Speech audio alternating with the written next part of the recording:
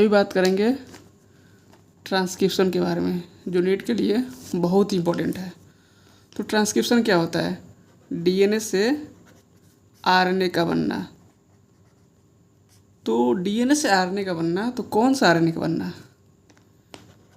जैसे क्वेश्चन दे रहे हैं, डीएनए से एमआरएनए बनना, या डीएनए से टीआरएनए बनना, या डीएनए से आरआरएनए बनना, या ऑप्शन लास्ट रहेगा ऑल ऑफ दीज। कौन जाएगा? क्या पहला जाएगा?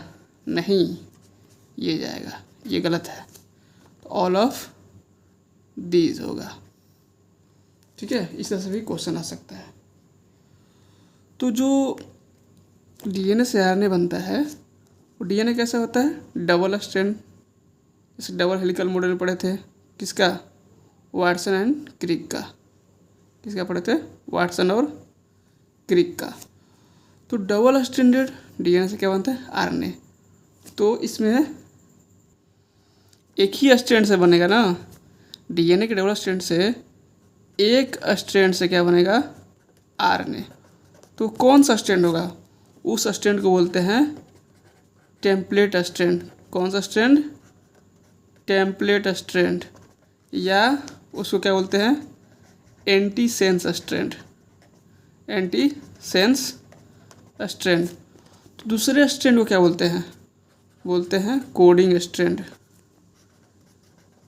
कोडिंग स्ट्रैंड से, तो कोडिंग स्ट्रैंड पे क्या होता है? आरएनए जैसे सिमिलर नाइट्रोजन बेस होते हैं। कैसे होते हैं? सिमिलर नाइट्रोजन बेस होते हैं। किसके जैसे? आरएनए जैसे सिमिलर नाइट्रोजन बेस अरेंज होते हैं। ठीक है, ये कोड नहीं करता है, यानी कोडिंग, यानी कोडिंग स्टडी इसलिए नाम रखा है कि प्रोटीन सिंथेसिस जैसा इंफॉर्मेशन रखता है। ठीक है, लेकिन ये आरएनए का स्ट्रैंड नहीं बनाता है। आरएनए का स्ट्रैंड कौन बनाता है? Template strand. तो आप समझते हैं, जैसे मान लीजिए ये डीएनए का एक तो स्ट्रैंड है 5' से 3' और 3' से 5'। तो जो आरएनए का स्ट्रैंड बनेगा, इसमें इस स्ट्रैंड को बोलेंगे कोडिंग स्ट्रैंड, जिससे आरएनए स्ट्रैंड नहीं बनेगा। दूसरा क्या है? Template strand. और कोडिंग स्ट्रैंड को और क्या बोलते हैं? Sense strand. तो जो जब भी नया स्ट्रैंड बनता है, कैसे बनता है? 5' से 3'। तो इससे बनेगा ना 5' से 3'।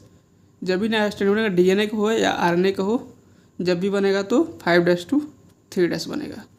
ठीक है, तो यहाँ पे जैसे स्ट्रैंड बना, जैसे समझिए बात को, यहाँ पे दोनों स्ट्रैंड को यहाँ पे खोल दिए। ठीक है, दोनों स्ट्रैंड को यहाँ पे खोल दिए। किसी एक पार्ट का बनेगा जो ट्रांसक्रिप्शनली एक्टिव होगा। पूरे, देखिए, जो ट्रांसक्रिप्शन होता है पूरे डीएनए का नहीं होता है, सिर्फ ट्रांसक्रिप्शनली एक्टिव पार्ट का होता है। क्यों ऐसा क्यों बोल रहे हैं? क्योंकि हमने पढ़ा था कि डीएनए स्ट्रैंड में क्या होते हैं? एक पार्ट होता है यूक्रोमैटिन। क्या होता है? यूक्रोमैटिन। और दूसरा पार्ट क्या होता है?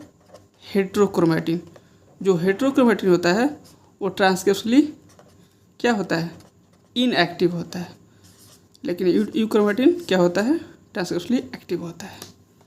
ठीक है, क्यों इनएक्टिव होता है? क्योंकि डेंसली पैक्ड होता है, डार्क स्टेन होता है, तो इसीलिए हर एक पार्ट में नहीं होगा, सिर्फ यूक्रोमैटिन जो ट्रांसक्रिप्शनली एक्टिव पार्ट हो। तो जैसे यहाँ पे है, क्या है? 3' से 5' इंड है और 5' से 3' इंड है। तो इसको कैसे बनेगा? समझिए बात को। तो इधर से बनेगा 5' to 3', लेकिन इधर से भी बन सकता है ना 5' to 3', लेकिन नहीं बनेगा, क्योंकि अगर 2 आरएनए का स्ट्रैंड बनेगा तो क्या हो जाएगा? कम्प्लीमेंट्री हो जाएगा। कम्प्लीमेंट्री हो जाएगा तो आरएनए भी क्या हो जाएगा? आरएनए कैसा हो जाएगा? Double stranded. जैसे ही डबल स्ट्रैंडेड होगा तो फिर प्रोटीन बनने में दिक्कत होगा। ठीक है, क्या हो जाएगा? कम्प्लीमेंट्री हो जाएगा। कम्प्लीमेंट्री हो जाएगा तो आरएनए कैसा हो जाएगा? डबल स्ट्रैंडेड हो जाएगा आरएनए। तो ऐसा नहीं होने देना है, ठीक है। फिर पीछे से कोई बच्चा बोल रहा है, क्या बोल रहा है कि सर ये पहले बन गया स्ट्रैंड फिर बाद में बनेगा। तो बाद में बनेगा तो क्या होगा, एक ही डीएनए के स्ट्रैंड से 2 प्रोटीन बन जाएंगे, जो कि जेनेटिक इन्फॉर्मेशन में ये दिक्कत बात है, क्योंकि एक सेगमेंट से सिर्फ एक ही क्या बनता है, प्रोटीन, ठीक है। तो यहाँ तो कोई दिक्कत। अब हम लोग आगे बढ़ते हैं क्या, कि इसमें इंजाइम कौन कौन से होते हैं। तो इंजाइम कौन होते हैं, पहले बात कि डीएनए से आरएनए बना ना, तो क्या बनेगा, इस इंजाइम का नाम है आरएनए पॉलीमरेज। क्या नाम है, आरएनए पॉलीमरेज, जो मेन इंजाइम है क्या है, आरएनए पॉलीमरेज। तो जो आरएनए पॉलीमरेज है वो किससे बेस मान के बन रहा है, तो डीएनए से, इसलिए इसका नाम क्या पड़ जाएगा, डीएनए डिपेंडेंट आरएनए पॉलीमरेज। तो जो जिस तरह से रेप्लिकेशन में हुआ था उसका नाम क्या था, डीएनए से डिपेंडेंट को डीएनए बना था, इसलिए डीएनए डिपेंडेंट डीएनए पॉलीमरेज था। क्या था, डीएनए डिपेंडेंट डीएनए पॉलीमरेज, ठीक है। डीएनए डिपेंडेंट डीएनए पॉलीमरेज, उसी से डीएनए से डिपेंडेंट वाला बेस बन रहा है ना, इसलिए डीएनए डिपेंडेंट आरएनए पॉलीमरेज। तो देखिए प्रोकैरियोटिक में सिर्फ आरएनए पॉलीमरेज एक ही होता है, जिससे तीनों आरएनए बनते हैं, आरआरएनए, एमआरएनए और टीआरएनए। लेकिन यूकैरियोटिक में क्या होते हैं, अलग अलग होते हैं, आरएनए पॉलीमरेज फर्स्ट, सेकेंड और थर्ड। तो जो आरएनए पॉलीमरेज फर्स्ट है उससे क्या बनता है, 20S आरआरएनए, 23S आरआरएनए और 5S आरएनए। तो आरएनए पॉलीमरेज सेकेंड से क्या बनता है, बोलिए, HNRNA, जो बाद में स्प्लाइसिंग में क्या बन जाएगा, mRNA। और थर्ड से क्या बनता है, tRNA, SNRNA और 5sRNA, ठीक है। तो अभी हम लोग को जो पढ़ना है, किसके बारे में पढ़ना है, प्रोकैरियोटिक के बारे में पढ़ना है, ठीक है। लेकिन इससे क्वेश्चन आ जाता है नीट में।